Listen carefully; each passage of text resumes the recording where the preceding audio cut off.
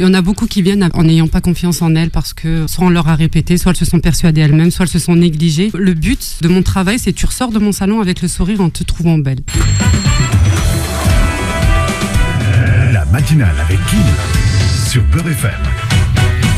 On va changer de registre. Là, c'est une bagarre, mais c'est une bagarre avec notamment le style et les cheveux, mesdames et messieurs, puisqu'on a le plaisir de recevoir ce matin une dame qui fait parler d'elle sur les réseaux sociaux, évidemment dans son pays, mais aussi un peu partout sur la scène internationale, puisque ses vidéos tournent de partout. Naïma Hadji, qui est avec nous ce matin. Marhaba bik, Naïma. Merci beaucoup. On est très heureux de t'accueillir ici à la radio. Très heureux d'être ici aussi, merci beaucoup. Ravi. Alors forcément, avant de commencer, Hadji, c'est madame, oui, mais moi qui aime le football, ça me rappelle quelques noms et quelques joueurs, et notamment 2 frères qui ont fait parler la poudre. Effectivement, oui. Quel est le lien de parenté? Je fais exprès de poser la question, bien sûr, pour que les auditeurs... Ça se voit pas? Non, mais si, vous êtes face à moi, c'est filmé, mais les auditeurs à la radio n'ont pas l'image pour l'instant, ils l'auront après, parce que l'émission est filmée, mais Hadji, c'est un nom très connu. C'est mes frères. Qui sont vos frères? Dites-le. Mustafa Hadji et Youssouf Hadji. Les grands joueurs de football, oui, évidemment, marocains, qui ont été des joueurs exceptionnels, qui ont fait parler la poudre sur le continent africain, mais aussi en Europe. Et c'est vrai que voilà, quand j'ai vu le nom, j'ai fait le lien. Je dis Hadji comme Hadji. Oui. Alors c'est vrai que c'est parfois difficile de porter un nom de famille. Oui. C'est un honneur, mais c'est aussi difficile parce que il y a souvent cette référence. Et vous avez su finalement vous démarquer à travers vos compétences, à travers votre style. À ma façon. Oui. Exactement. Vous êtes aussi une grande joueuse dans le domaine de la beauté féminine. Ah, c'est joliment dit. C'est vrai, c'est quelque chose qui vous tient à cœur, la femme et la beauté de la femme. Alors avant d'entrer dans le vif du sujet, de parler un petit peu de tout ce qui se passe autour de votre activité, en quelques mots, petite présentation, comment est-ce que finalement on en vient à faire de la coiffure, de la beauté? Comment on devient visagiste aussi? Parce que il y a plusieurs formes on va dire, dans ce métier-là, il y a plusieurs types d'activités. Il y a des gens qui arrivent à se projeter en voyant un visage, tiens, ça tirait bien. Puis il y a le coiffeur lambda, tu vas chez lui, tu dis s'il te plaît, je veux une coupe comme ça, comme ça, comme ça. Comment on arrive à maîtriser cet art? Parce que c'est un art. L'expérience. Je pense qu'il faut beaucoup d'expérience, il faut aimer regarder, analyser la femme, il faut aimer la beauté, il faut aimer sublimer les gens, il faut aimer regarder les courbes du visage. Donc ça s'apprend pas comme ça, il faut de l'expérience, bien évidemment. Je suis pas la coiffeuse d'il y a 20 ans, donc 20 ans après forcément j'arrive à adapter. Quand je regarde un visage, je sais ce qui lui va, j'arrive à voir la vision. Comment l'expliquer? C'est un peu compliqué parce qu'avec l'expérience, on voit pas mal de choses, on fait pas mal d'erreurs, bien évidemment. Quand on fait des erreurs, c'est comme ça qu'on apprend. Mais je sais pas, parfois je regarde une femme, là par exemple, cette jolie femme là, je sais que quelque chose d'un peu plus volumineux lui irait très très bien. Ah, ça commence, c'est la déformation professionnelle. C'est ça le problème, c'est quand je rentre dans une pièce, c'est tout de suite, c'est les cheveux. Bon là, il n'y a pas grand-chose. Alors l'avantage, c'est ce que j'allais dire, c'est que ici il y a 3 hommes qui sont sur le plateau. Disons qu'au niveau de la longueur, ça va être difficile d'intervenir. Il y a 2 barbus. Il y a 2 barbus et moi qui est plutôt court. Donc il y en a un petit peu plus long, un intermédiaire et moi beaucoup plus court. Au niveau capillaire, on est tous dans le même game, c'est-à-dire 0,1 mm. Et encore. Voilà, et il y en a, ils tapent même au rasoir régulièrement. Je suis très technicien moi aussi. Il y en a un autre aussi au rasoir ici. Donc c'est une passion finalement. Oui, là. C'est une passion. C'est quand je vais rentrer dans une pièce, c'est la première chose que je vais voir, ou quand je vais croiser une personne, même si je ne la connais pas, c'est les cheveux. Je vais même avoir l'envie de toucher la texture du cheveu. Et là, parfois, il y a des gens, faut leur demander avant. Et quand ils savent que je suis coiffeur visagiste, au final, ils se prêtent au jeu. Et maintenant, c'est eux qui sont amenés à me voir en me demandant, tu penses que un carré ou un dégradé ou une frange m'irait très bien? Et moi ça me fait plaisir parce que finalement je le fais très très spontanément, très naturellement. Alors tu sais que tu m'as créé des problèmes. Ouais, non, on se connaît pas. Je suis désolée. Mais tu m'as créé des problèmes, je tiens à le dire publiquement devant la radio, à cause ou grâce à ton art. Oui. Toutes les nanas que je connais dans mon environnement m'ont pris la tête. Obtiens-moi un rendez-vous, s'il te plaît. C'est pas des problèmes. Comment ça, c'est pas des problèmes? C'est pas moi qui tiens ton agenda, à ce que je sache. Je ne tiens pas non plus. Ah, faut d'accord. savoir que pour le moment on ne sait pas encore coiffeur, c'est encore en train de, on est Ouais. encore en train de bosser dessus. On a fait ça hyper rapidement. Donc mon équipe est en train de bosser justement pour pouvoir répondre à ces questions-là, parce que nous non plus pour le moment on peut pas y répondre. Justement, on va y revenir dans le détail parce que la petite histoire, c'est que l'activité a commencé où pour ton parcours professionnel et est-ce qu'elle va se développer, on va dire, un peu partout, ce concept-là que tu proposes? Ben, j'espère, on y travaille. Justement, j'ai rencontré une équipe qui est juste formidable et qui me montre que tout est possible et que juste avec un peu d'organisation, de travail, on peut y arriver. Donc pour le moment, moi j'ai commencé en France, dans le nord-est de la France, là où j'ai grandi. Et je suis partie au Maroc. Vraiment, on va dire, c'était pas prévu, hein. C'est vraiment par hasard. On devait y rester 1 an, 2 ans, parce que mon mari avait signé un contrat là-bas. Et au final, je voulais plus rentrer. Mon rêve aussi c'était d'ouvrir un salon de coiffure au Maroc. Et alhamdoulilah, tout a été facilité. J'ai commencé vraiment avec un petit 20 mètres carrés au Maroc, à Marrakech, sans être connue, sans avoir de référence, sans connaître la mentalité, sans connaître vraiment les normes là-bas, les codes, même, etc. la façon dont les femmes se coiffaient. Donc j'ai dû apprendre sur le tas. Et là, alhamdoulilah, ça fait bientôt 11 ans qu'on est à Marrakech. Et bah, c'est au bout d'11 ans que... On va y revenir dans un instant. Et notre invitée, Naïma Hadji. Donc, vous pouvez évidemment retrouver sur les réseaux sociaux pour celles et ceux qui veulent s'abonner, découvrir un peu l'univers de Naïma Hadji. Donc, coiffeuse, visagiste, qui prend soin de la femme et de la beauté de la femme. Tout à l'heure, tu disais valoriser finalement la femme. C'est quelque chose qui compte pour toi, qui est important. Et est-ce que si je te pose un peu une question provocatrice, est-ce que toutes les femmes sont belles? Bien sûr qu'elles sont belles. Bien sûr, chacune a sa beauté. Moi, j'arrive à trouver justement toutes les femmes belles.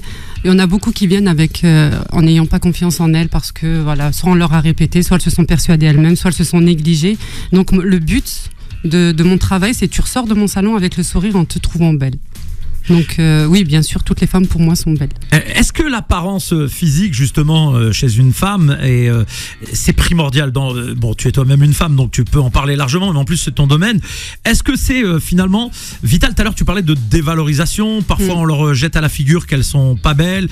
Parfois ça peut être leur mari, leur frère, leur père. Ça peut être un environnement culturel. Et quand je dis ça, je pense pas spécifiquement, évidemment. Je tiens à préciser mes propos. C'est de manière générale dans le monde entier, qu'on soit en Asie, sur le continent africain, européen, etc. C'est un peu le même, on va dire le même schéma. Souvent, il y a ce machisme masculin, même si certaines sociétés évoluent. J'en fais aussi partie. Peut-être parfois de manière indélicate, on peut blesser des gens. Est-ce que c'est quelque chose de primordial, de vital dans la psychologie féminine? Parce que, excuse-moi, je suis pas une femme, donc je sais pas comment vous réfléchissez. Bien sûr, c'est vital. Déjà, vous êtes compliqués, mesdames. Hein. On sait, mais c'est comme ça que vous nous aimez. Donc oui, bien sûr. Ou pas. Non, c'est comme ça que vous nous Je aimez. plaisante, évidemment. Je plaisante. Donc bien sûr, c'est vital. C'est vital de se sentir belle, de se sentir bien. Déjà, quand on se sent belle, quand on se regarde dans le miroir et qu'on s'aime, on est prête à conquérir le monde. Mais si à force de nous le dire, de nous persuader nous-mêmes déjà qu'on n'est pas belle, qu'on sert à rien, forcément on n'avance pas.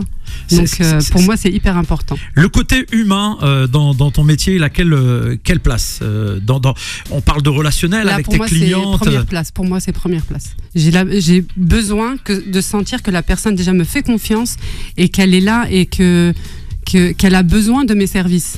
Donc la mettre en confiance, discuter avec elle, essayer de la comprendre, quel est son quotidien, est-ce qu'elle est mariée, est-ce qu'elle a des enfants, est-ce qu'elle s'accorde du temps pour prendre soin d'elle.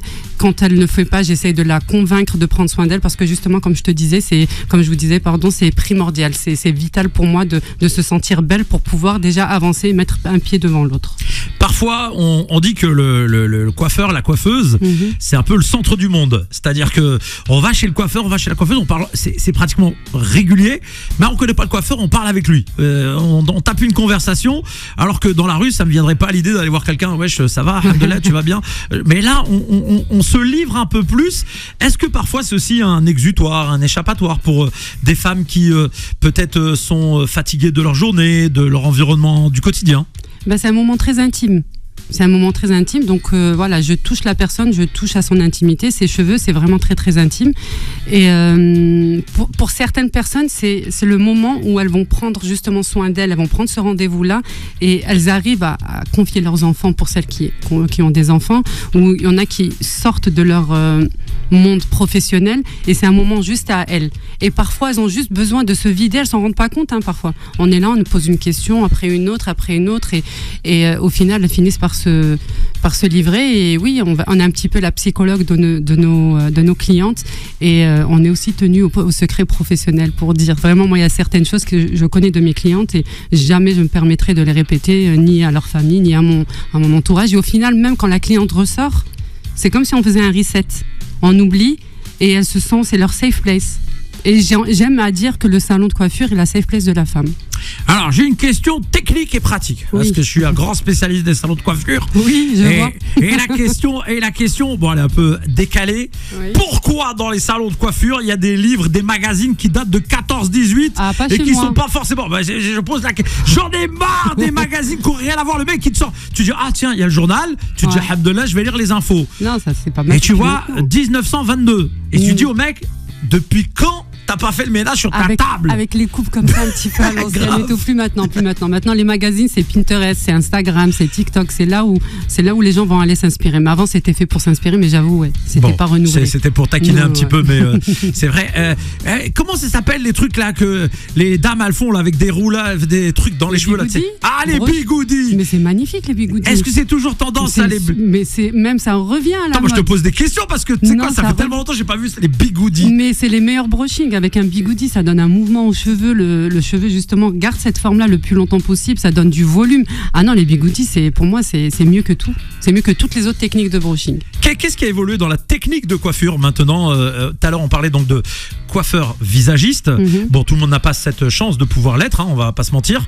Parce qu'il y a des gens qui apprennent sur le tas aussi et qui mettent un certain temps, en tout cas, à comprendre, on va dire, le visage. Et il y en a qui n'arrivent pas à le comprendre. Exactement. Qui vont juste exécuter ce qu'on leur demande. Exactement. Et dans ton cas, c'est la pratique qui t'a amené à ça, c'est aussi des études. C'est comment finalement ton plan de carrière s'est-il développé? En fait, non, moi j'ai fait juste un CAP coiffure. J'ai vraiment pas fait de BM ni de BP coiffure.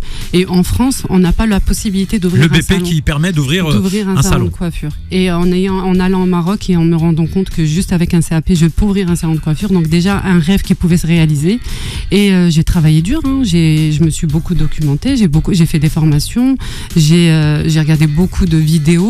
Et alhamdoulilah, tout doucement, tu apprends, tu évolues, tu appliques et tu te rends compte que ça marche et tu prends confiance en toi. Et donc au final, tu te dis j'ai la possibilité et j'exerce. Et au final, les gens sont contents, me le rendent bien et ça te motive. Finalement, le maître mot, c'est la formation, les efforts, s'instruire et travailler. Exactement. On n'a rien sans rien parce que parfois, on peut voir ici ou là, alors je ne parle pas de toi spécifiquement, mais quel que soit le domaine, des fois des commentaires de gens et tu as envie de leur dire, mais frère, qu'est-ce qui t'empêche de devenir comme la personne à part parler, qu'est-ce que tu sais faire? Donc, c'est important parce que malheureusement, sur les réseaux, aujourd'hui, il y a de tout et n'importe quoi.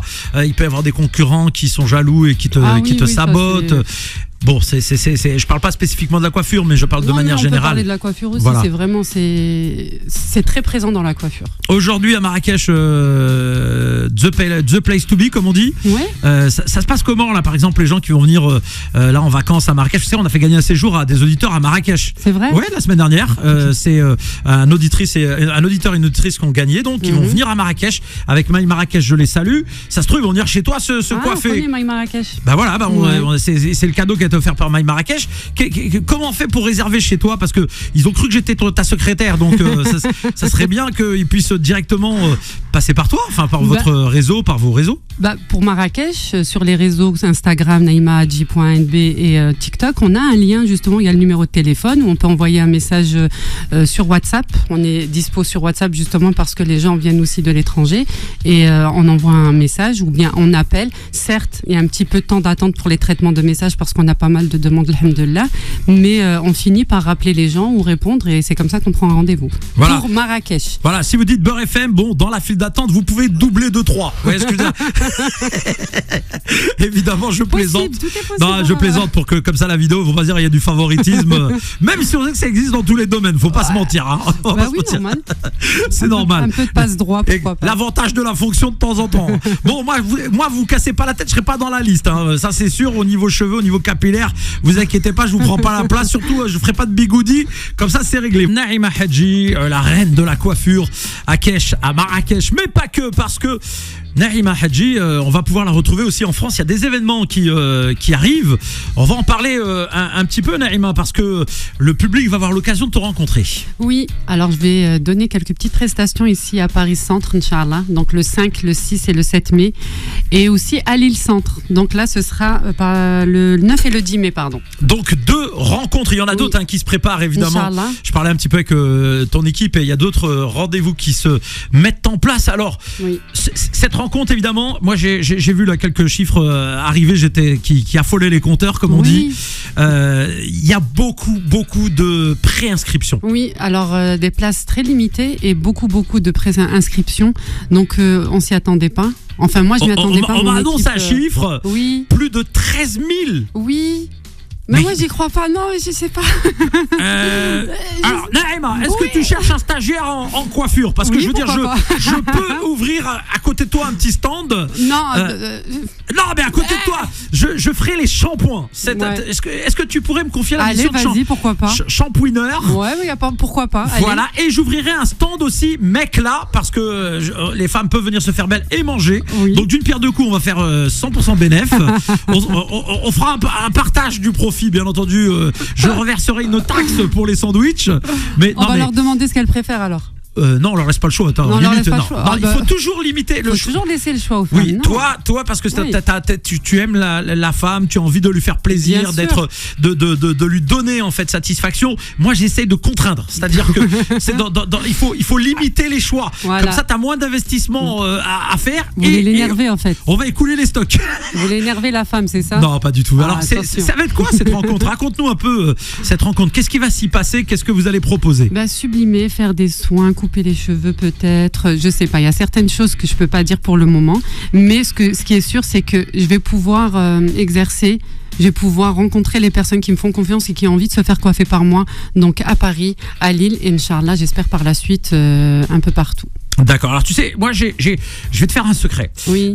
J'ai ma fille qui a 15 ans, bientôt 15 ans, et elle a les cheveux, enfin quand elle était petite, elle avait les cheveux jusqu'au bas du dos. Oui. Moi je fais partie de ces papas qui veulent flinguer l'entourage familial quand on coupe les cheveux mais voilà. Attends, regarde, moi je te dis la vérité. Là, ça m'énerve là.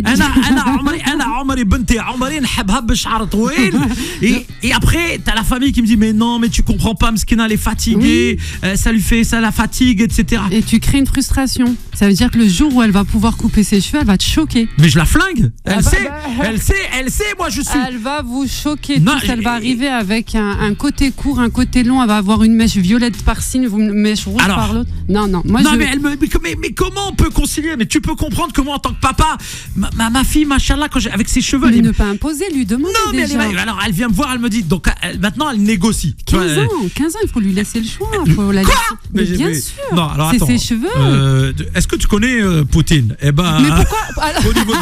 au niveau des cheveux, moi, être Poutine. Démocratie. J'en connais beaucoup. D'ailleurs, il y en a un dans cette pièce. Voilà. Non, mais c'est vrai. Mais est-ce que tu peux comprendre en tant que femme qu'un homme aime voir sa sœur, sa femme, sa fille avec des cheveux longs, qu'on trouve ça beau, joli? Mais pourquoi est-ce qu'une femme, pour vous, une femme, c'est une femme qui a des cheveux longs? Je sais pas.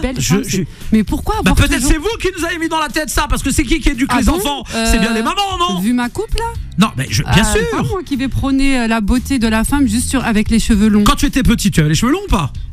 Oui. Bon, et qu'est-ce qui te disait garde-les longs? Ma mère, mais encore. Madame. Mais maman m'a laissé couper mes cheveux très très tôt, donc je pense que peut-être que moi j'ai pas été frustrée sur ce côté-là. Moi j'ai été frustrée dans le sens où la texture de mon cheveu, maman n'arrivait pas à la gérer. Mais genre c'était les cheveux. Oui. Harash, comment? Pas harash, non. Cheveux bouclés. Non, parce que disons qu'au sein de la communauté, nous avons beaucoup de femmes avec des cheveux harash. C'est pas harash. Ça arrive. Non, je suis pas d'accord. C'est pas harash. C'est des cheveux qui sont texturisés, qui a des textures différentes, qui sont être mousseux, peut-être crépus, peut-être bouclés, peut-être. Il y a pas mal de types de cheveux. Il faut juste savoir les entretenir et les styliser. C'est mais j'avais une cousine, elle avait des cheveux. C'était de dire que c'est harash. C'était comme du silk. Tu connais le silk? Non, c'est juste parce qu'ils étaient peut-être un peu secs. Je charrie, je provoque les gens. C'est pour réagir. Oui, mais non, il faut pas dire ça. Si, c'est pas comme ça tu réagis, tu expliques. C'est pas harash. Bon. C'est bouclé, je suis sûre qu'elle devait avoir des cheveux magnifiques. Comment doit-on, dans ces cas-là, par exemple, là, il y a la guerre entre, par exemple, ma fille qui voudrait les couper un peu, Donc je mesure, je te jure que je mesure, c'est à ce point-là. Hein. Ouais. Genre par exemple, quand elle me dit je vais couper les pointes, elle me montre ça, genre 5 cm. Psychopathe. Pour moi, je suis PLS. 5 cm, Non. je suis PLS. Pour moi, c'est pas les pointes, ça. Ok, mais tu verras, elle va te choquer à un moment donné. Faut pas la Ouais, frustrer. bah quand elle se laisse-la. mariera, elle fera ce qu'elle veut avec son mari. Oui. Voilà la réponse que je lui dis. Oui, j'avoue. Tant qu'elle J'avoue. habite Et chez après, les moi, maris, les pauvres, Wallah, ils se man, retrouvent que avec t'as un char, avec des carrés. C'est vrai qu'elles sont toutes chez moi au carré. Carré. Ils ont les cheveux jusqu'en bas du dos. Alors, c'est quoi le compromis Non, mais là, j'exagère. Alors, mais le compromis, elle tu fera veux ce qu'elle qu'elle garde les voudra cheveux quand longs elle sera en âge pour moi de choisir. Tu elle veux fait ce qu'elle garde veut. les cheveux longs J'aimerais bien, Une mais après, petite bon. frange tu serais ok pour une petite... Alors elle garde les cheveux longs, c'est Ouais. la base. D'accord. Mais après on peut travailler sur l'autre longueur, sur le dessus, donner du volume, donner de la texture, donner un mouvement. Ça tu serais ok. Un mouvement. Un mouvement, oui. D'accord. Un mouvement qui va lui donner l'impression elle aussi qu'elle a changé, qu'elle a quelque chose de nouveau sur la tête. Est-ce que ça frustre une personne justement? Non, mais là, je provoquais tout à l'heure un petit peu, mais je suis pas loin de la réalité. Mais il y a beaucoup de mecs qui. Ça se voit. Voilà. Non, mais je te jure, moi je suis amoureux comme ça de ses cheveux. La râle. Oui, et c'est donc- pas méchant, hein, je te jure, c'est vraiment Je par sais que amour. ce n'est pas Mais méchant. ça peut être nuisible. C'est frustrant. C'est vraiment, ça crée de la frustration quand les filles, elles arrivent, vraiment, même si elles ont de beaux cheveux et qu'elles se rendent compte que les cheveux longs, peut-être ça leur va mieux que les cheveux courts, mais juste pour provoquer maman ou papa, bah, elles viennent, elles font des trucs hyper carrés, hyper osés. Après, moi, je dis pas non parce que c'est ce qu'elle veut. Je vais pas la frustrer moi non plus en étant coiffeuse. Je vais essayer de l'écouter. Je vais essayer de la mettre en confiance. Je vais essayer parfois de tempérer. Donc, même si elle veut faire carrément genre un bol comme moi, j'essaye de leur dire, bah, essaye au moins un carré au niveau des épaules ou bien en dessous des épaules. On va travailler une frange, comme je t'explique là pour ta fille.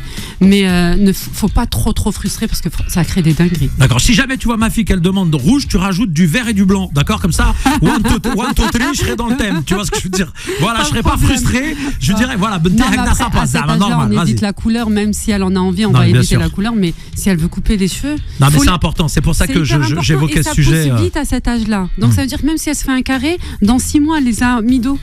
Quel rôle là, on connaît. Les filles, on vous connaît très Non, bien. on dit bismillah, on coupe et ça pousse vite tu as beau après. être une spécialiste, évidemment, mais nous, les gars, vous allez pas nous la faire. Non. Dès que ça pousse vite. Ça pousse vite, je te promets, ça Et à pousse vite.